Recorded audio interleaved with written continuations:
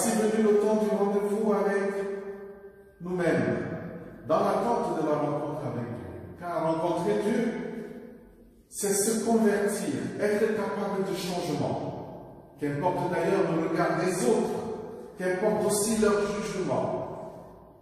C'est au plus secret de nous-mêmes que se réalise l'inexprimable, la rencontre avec Dieu, la réconciliation avec Dieu. Alors, quel que soit l'endroit où vous vous trouvez, accueillez-vous les uns les autres, comme Christ lui-même nous appelle tous. Que la grâce et la paix nous soient données de la part de Dieu notre Père et de Jésus-Christ, son Fils, notre Seigneur et Sauveur. Amen. Bénissons Dieu le seul Seigneur, nous qui choisissons serviteurs, levons nos mains dans sa maison, pour bénir et louer son nom. Éternel, c'est toi seul qui es Dieu, et il n'y a pas d'autre Dieu que toi. Nous sommes le peuple dont tu es le berger. Nous sommes celui auquel tu dis, je marcherai devant toi, j'aplanirai les chemins accidentés, je romprai les portes de bronze et je briserai les verrous de fer. Je te donnerai des trésors cachés, des richesses enfouies, afin que tu saches que je suis l'Éternel, qui t'appelle par ton nom, le Dieu d'Israël.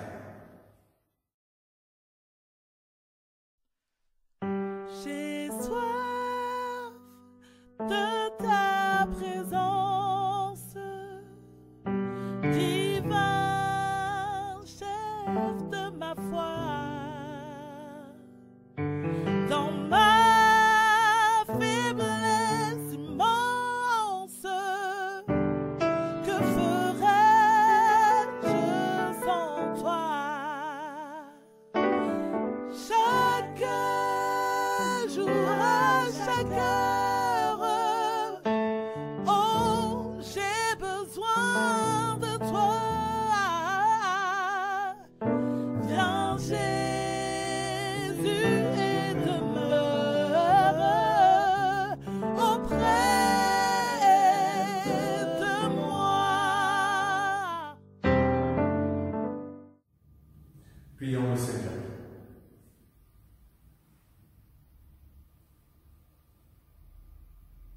Seigneur notre Dieu, notre Père, nous regrettons de ne pas être devant toi débordant de joie en ce jour où nous souffrons encore grandement de cette pandémie. Même s'il y a des moments,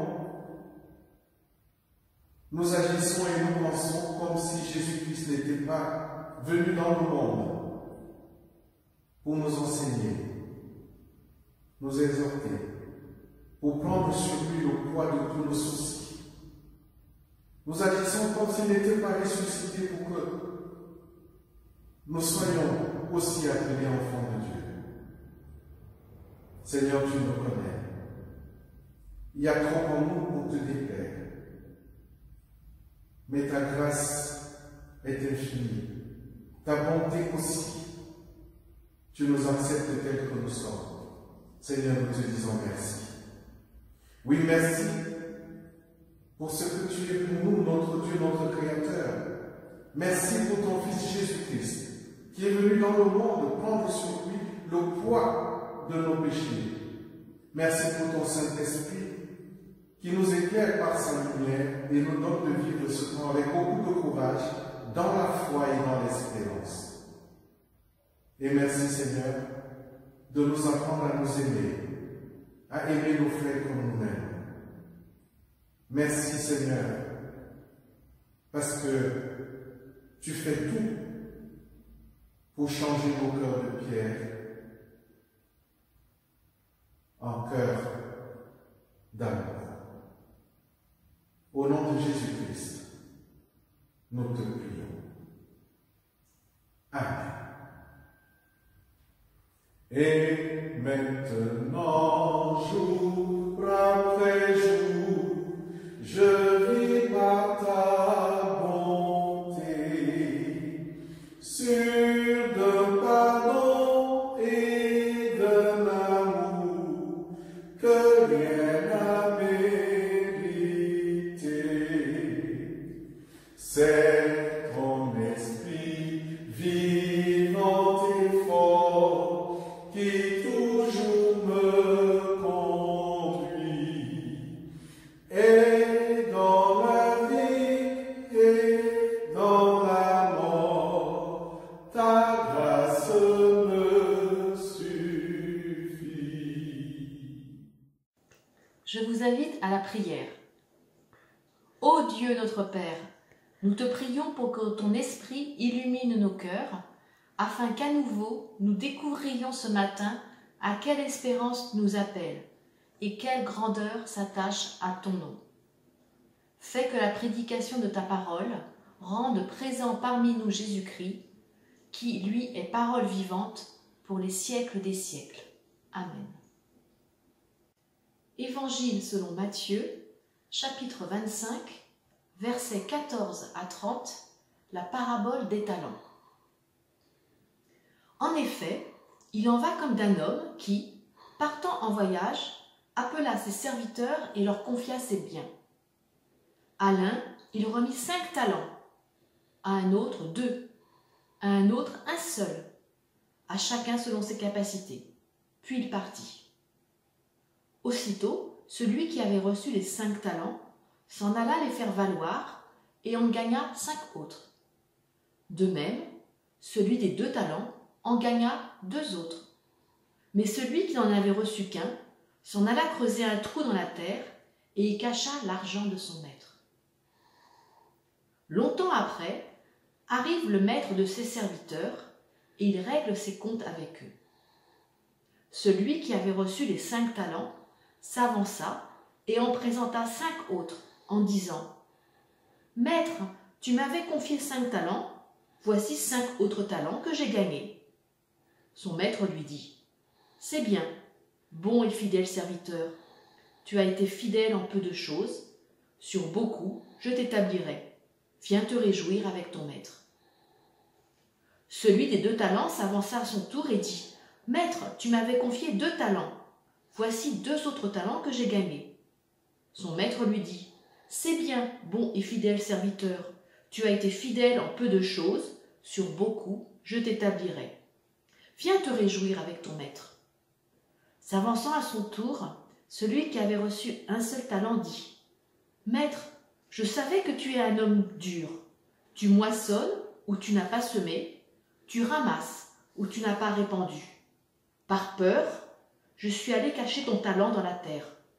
Le voici. Tu as ton bien. » Mais son maître lui répondit « Mauvais serviteur, timoré, tu savais que je moissonne où je n'ai pas semé, et que je ramasse où je n'ai pas répandu. Il te fallait donc placer mon argent chez les banquiers. À mon retour, j'aurais recouvré mon bien avec un intérêt. Retirez-lui donc son talent, et donnez-le à celui qui a les 10 talents. Car à tout homme qui a, l'on donnera, et il sera dans la surabondance. Mais à celui qui n'a pas, même ce qu'il a lui sera retiré. Quant à ce serviteur bon à rien, jetez-les dans les ténèbres du dehors. Là seront les pleurs et les grincements de dents. Amen. Chers amis dans le Seigneur, cette parabole aussi est une parabole du royaume, comme on l'appelle souvent. Ce sont des paraboles qui commencent le plus souvent par « Il en sera du royaume des cieux comme » ou « Il en va du royaume des cieux comme ». C'est le cas ici. Un autre point commun à toutes ces paraboles, c'est qu'elles font partie d'un ultime enseignement de Jésus. Dans toutes ces paraboles, le maître prend toujours le soin de présenter les deux côtés du mouvement, les obéissants d'un côté et les désobéissants de l'autre, les avisés d'un côté, les insensés de l'autre. À chacune de ces paraboles, il dresse le profil des acceptés du royaume d'une part, et il dresse aussi le profil des refusés de l'autre part. La parabole des talents ne fait donc pas entorse à cette règle, car les deux camps sont représentés. Sans prétendre vouloir innover de quelque manière que ce soit, notre réflexion portera sur la définition et l'importance du mot talent. Lorsque vous maîtrisez une discipline et ses contours, dans un domaine artistique ou autre, par la reconnaissance de vos congénères, on dira que vous avez du talent pour ceci ou pour cela. La difficulté dans cette parabole vient de la philosophie qui accompagne le talent. Il ne signifie pas uniquement le savoir-faire, mais aussi la capacité à pouvoir faire ce qui peut révéler un don spécifique. Une fois que ceci est dit, on peut alors analyser le talent fructifié ou le talent caché. Dans l'évangile de Jésus-Christ, le talent fructifié est celui qui est mis en évidence de la meilleure manière possible afin de promouvoir chez les uns et les autres la dynamique du salut, car il s'agit du salut. Nous sommes ainsi appelés à œuvrer pour le bien-être collectif, d'où la mise en commun des différents talents dans le même but d'être sauvés ensemble, comme 1 Corinthiens 12 nous l'apprend. Et la société que nous formerons ne manquera ni de médecins, ni d'ingénieurs, ni de pasteurs, ni de professeurs, ni de financiers ou comptables, ni d'agents d'entretien et d'animateurs, etc. C'est ensemble. Oui, c'est ensemble que nous pouvons tout avoir ou alors tout faire. Mais en aucun cas, seul dans la division et la défiance. Comme une confession de foi, je crois que c'est Dieu qui nous donne la capacité de pouvoir faire ce que nous savons faire. Nous avons des talents à fructifier. C'est le choix de la vie. Le seul choix qui honore Dieu. Dans l'évangile de Jésus-Christ, le talent caché est la manifestation de la désobéissance, la marque de l'individualisme. En analysant les gestes et les mots du dernier serviteur, on constate qu'il tue le talent qui lui a été confié. Il creuse la terre et cache ce talent au lieu de le faire valoir. Creuser la terre et cacher ne ressemble-t-il pas à un enterrement? Il fait le choix de la mort. Et ces paroles ne sont qu'accusation et condamnation. Donc, des paroles diaboliques. Chers frères et sœurs en Christ, voici un homme qui refuse de rayonner par son savoir-faire. Il refuse de s'intégrer par sa capacité à pouvoir faire afin de briser le cycle de la solitude. Il refuse de s'intégrer dans la dynamique de la fructification. Il ne connaîtra jamais la dynamique communautaire. Il pense que son échec est celui du maître et que sa condamnation est celle du maître. Maître, dit-il, je savais que tu étais un homme dur, car tu moissonnes où tu n'as pas semé et tu amasses où tu n'as pas vanné. N'est-ce pas là une accusation? Ce serviteur est perdu. Et comme une confession de foi, je vous ai dit, je crois que Dieu nous connaît et il donne à chacun selon ses capacités. En voulant l'accuser, nous nous accusons nous-mêmes. Et en voulant nous condamner, nous nous condamnons nous-mêmes. J'en ai rencontré qui me disent très souvent, je ne suis pas doué. Comment le savent-ils s'ils n'essayent pas, tout au moins d'être présents, d'être là? Peut-être que leur seule présence aurait suffi pour que le groupe rayonne davantage. Juste leur présence, le don de présence. Peut-être qu'une seule remarque ou proposition aurait conduit la communauté sur le sentier du salut. Comme dans ma confession de foi, je crois que Dieu nous utilise les uns et les autres, même si je ne sais pas quand, comment et pourquoi. Je crois que Dieu se sert de nos yeux pour nous regarder.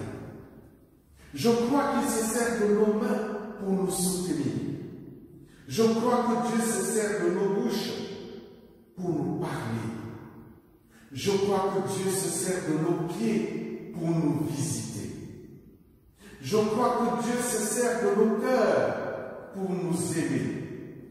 Je crois que Dieu se sert de sa sagesse pour nous sauver. Et je crois enfin que Dieu se sert de sa parole pour nous bénir. Si parmi ces points, quelqu'un ne se retrouve pas, c'est qu'il est perdu. Dieu se sert de toi, mon frère, ma soeur, pour que je puisse me regarder. Alors, dire que tu n'es pas doué n'est qu'un prétexte pour enterrer le talent que Dieu t'a confié. Un prétexte pour choisir la mort au lieu de choisir la vie. Aujourd'hui, dans cette parole, notre premier talent à tous est de choisir le chemin du salut, de choisir la vie au nom de Jésus-Christ. Amen. Nous marchons vers l'unité. Nous marchons vers l'unité. L'unité de tous les hommes. Dans le fond de mon cœur, je sais que Dieu, le Seigneur, avec lui nous rassemblera.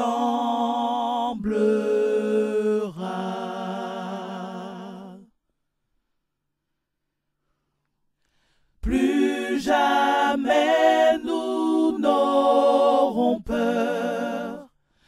Plus jamais nous n'aurons peur, car l'amour est notre force. Dans le fond de mon cœur, je sais que Dieu, le Seigneur, avec lui nous rassemblera.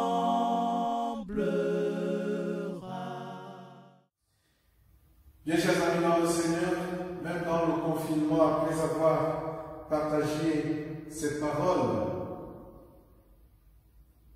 n'oubliez pas de participer activement par votre offrande à l'avancement du royaume. Donc il y a ce don en ligne qui nous permet de réagir de manière positive, même étant chez nous.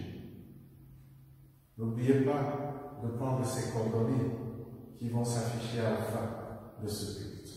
Merci. Chers frères, chères sœurs, chers amis, je vous invite à nous unir dans la prière d'intercession. Seigneur, en ces temps d'épreuve pour la collectivité humaine, nous te prions pour nos enfants qui vivent en ce moment une scolarité compliquée par la fragilité de l'enseignement à distance auquel ils ne sont pas habitués. Donne-leur de savoir rester concentrés sur leur apprentissage. Nous te prions pour nos aînés qui vivent plus confinés que jamais. Apporte-leur quotidiennement réconfort et chaleur par l'action de ceux qui les entourent, famille, amis, personnel de maisons d'accueil. Guide les dirigeants de notre pays, de nos régions, de nos villes, afin que, dans la multitude des alertes et des cris de la population, ils sachent discerner les situations humaines les plus critiques et organiser les actions publiques les plus efficaces quotidiennement. Donne, Seigneur, aux professionnels de santé, les médecins, les infirmières, l'énergie et les ressources pour soigner au mieux les patients et informer sur les bonnes pratiques sanitaires. Accompagne de ta sollicitude les familles endeuillées, qu'elles trouvent les ressources internes pour continuer à vivre malgré leurs peines. Seigneur, au-delà de cette crise qui bouleverse nos habitudes, nos certitudes, inspire les puissants de ce monde afin qu'une juste mesure soit trouvée entre la croissance de la richesse de certains et la répartition des ressources entre tous. Permets aux éducateurs de nos enfants de leur transmettre la conscience du bien commun, l'altruisme et le sens de la responsabilité face au devenir de notre monde. Que chaque enfant puisse développer un espace de réflexion spirituelle, contrepoids à la démesure favorisée par nos sociétés. Seigneur, donne conscience et confiance à chacun de ses talents et ouvre les yeux à chacun sur l'utilisation qu'il ou elle peut en faire au bénéfice du bien commun. Seigneur, enfin, entoure de bienveillance nos pasteurs, nos conseillers presbytéraux, les dirigeants de notre Église, afin qu'ils sachent préserver l'existence de ta parole et la diffuser dans un monde qui en a plus que jamais besoin. Et tous ensemble, nous te disons la prière que tu nous as enseignée. Notre Père, qui es aux cieux, que ton nom soit sanctifié, que ton règne vienne, que ta volonté soit faite sur la terre comme au ciel. Donne-nous aujourd'hui notre pain de ce jour. Pardonne-nous nos offenses, comme nous pardonnons aussi à ceux qui nous ont offensés.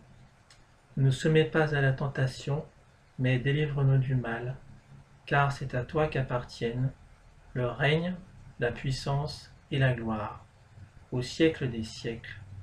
Amen. Bien, chers amis, dans le Seigneur, ne dites jamais « je ne suis pas doué ». Parce que le Seigneur nous a donné à chacun un talent, tout au moins selon, ou des talents selon nos capacités. Oui, Dieu nous aime et nous donne de partager ce qu'il nous a généreusement donné. C'est notre chemin de salut. Nous vivons ensemble. De lui donc recevons la bénédiction. Que le Dieu de l'espérance vous remplisse de toute joie et de toute paix dans la foi, afin que vous débordiez d'espérance par la puissance du Saint-Esprit. Allez en paix, dans la joie et la grâce de notre Seigneur Jésus-Christ. Amen. Que la grâce de Dieu soit sur toi, pour t'aider à marcher dans ses voies. Reçois tout son pardon et sa bénédiction. Va en paix dans la joie, dans l'amour. Bon dimanche à vous.